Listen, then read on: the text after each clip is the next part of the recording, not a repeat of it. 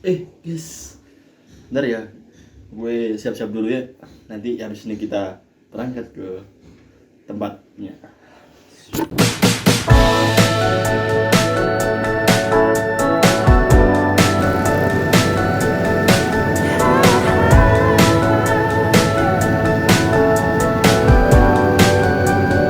Kita dalam perjalanan menuju tempatnya ya. Kira-kira 5 menit lah dari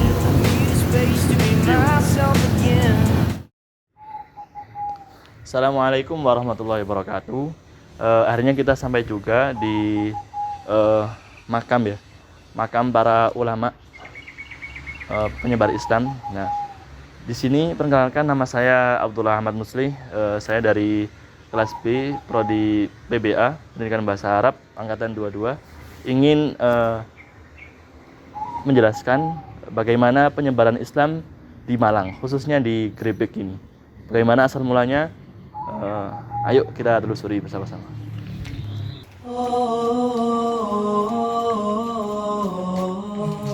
Pertama-tama kita isi buku kunjungan dulu.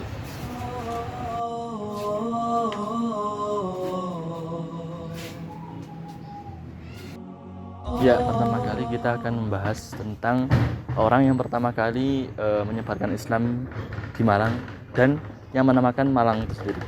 Ini bernama Syekh Maulana Munawar.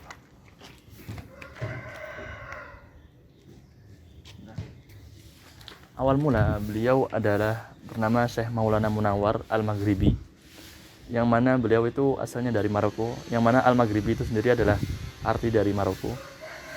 Beliau bersafar sampai akhirnya beliau sampai di Indonesia, dan beliau tujuan ke Indonesia sendiri adalah untuk belajar kepada Syekh Ahmad. Nah, kemudian ketika beliau sampai di tempat di Buring, beliau mencari sampai 7 kali putaran, beliau tidak menemukan guru tersebut, yakni Syekh Ahmad.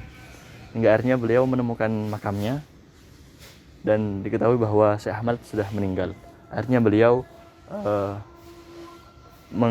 melanjutkan ke sini, dan akhirnya beliau sendiri menamakan tempat ini dengan Grebek. Kenapa dinamakan Grebek? Karena pada zaman dahulu orang-orang Jawa itu nggak mau repot, kan nama beliau adalah Syekh Maulana Al-Maghribi. Karena orang-orang Jawa itu tidak mau repot, akhirnya beliau dipanggil dengan Grebek, dan akhirnya menjadi nama tempat ini. Dan kemudian beliau juga menamakan dengan Kota Malang.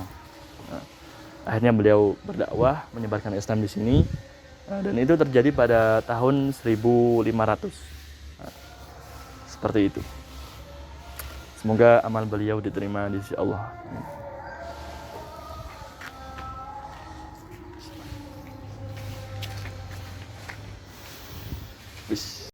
Baik, kita sudah sampai di makam Kakang Grebek. Banyak referensi atau literasi yang menyebutkan bahwa ini makam, namun juga ada yang menyebutkan bahwa ini hanyalah barang-barang peninggalan milik Kakang Grebek. Baik, saya akan menjelaskan tentang bagaimana sejarah Kakang Grebek sendiri.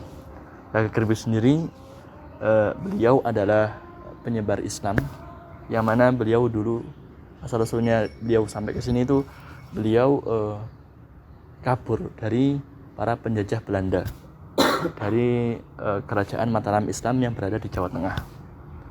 Beliau sendiri, Kakang Grebek ini, belajar pada Sunan Kalijaga. Kemudian beliau kabur pertama ke Surabaya. Nah, di Surabaya ini beliau menetap sebentar. Kemudian ada suatu peristiwa yang menarik, di mana beliau disuruh berkumpul untuk melakukan musyawarah bersama Belanda. Namun ini adalah hanya akalan-akalan Belanda untuk menangkap para ulama.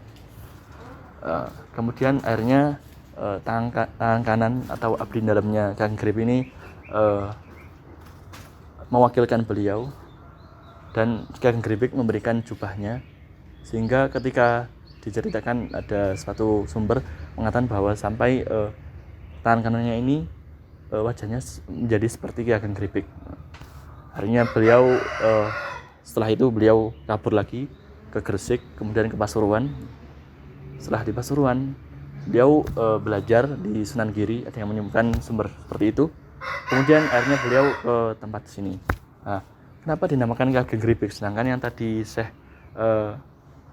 Munawar itu sudah dinamakan Gripik. Itu namanya adalah Ki Ageng sendiri adalah sebutan kemuliaan untuk seorang raja atau seorang ulama.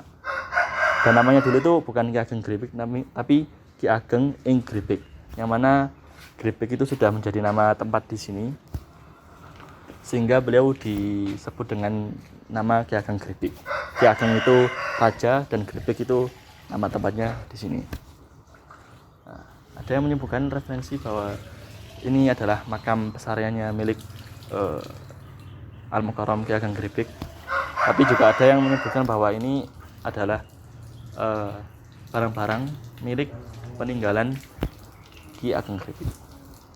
Mari kita sedangkan ada yang menyebutkan ini adalah makam aslinya.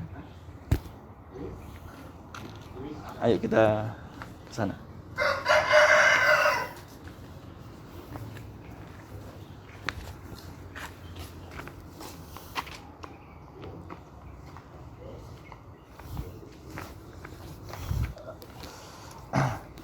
Namanya sendiri, nama asli Ki Ageng Gripik adalah Raden Mujayadi bin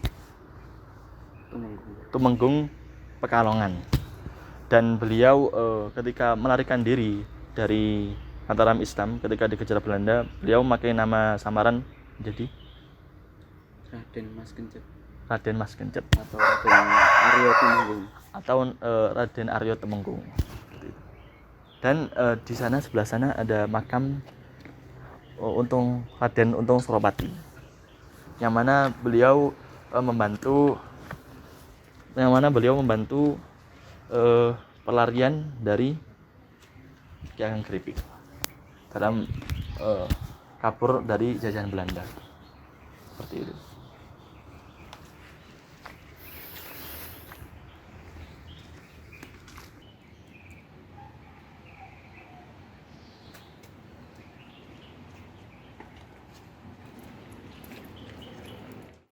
Di makam ini juga bukan hanya Ki Ageng Gripik dan Syekh Ahmad Al-Maghribi saja, namun juga para bupati Malang dikuburkan di sini. Contohnya saja bupati pertama Malang, yakni Raden Panji Wilasmoro Kusumo. Beliau dimakamkan di sini, tepatnya di bangunan itu. Di dalamnya ada makam beliau.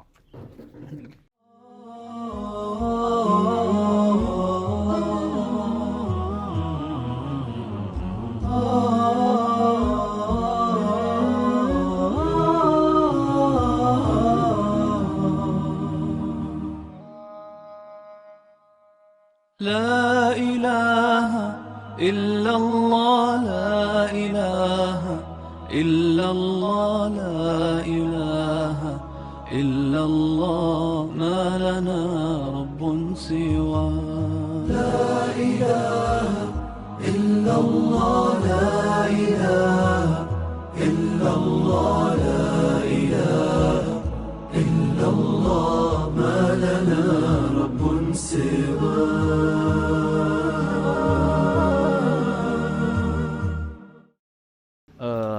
Baik, mungkin sekian dari saya. Mungkin ada kurang lebihnya, saya mohon maaf. Mungkin ada sejarah atau perkataan saya yang salah, mungkin mohon dimaafkan.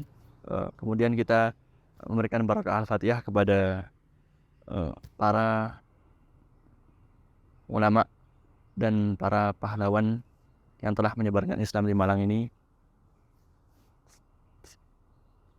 Al-Fatihah.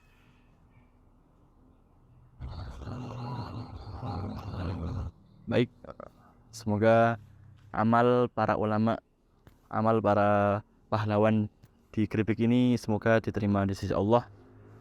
Sekian dari saya, kurang lebihnya mohon maaf. Assalamualaikum warahmatullahi wabarakatuh.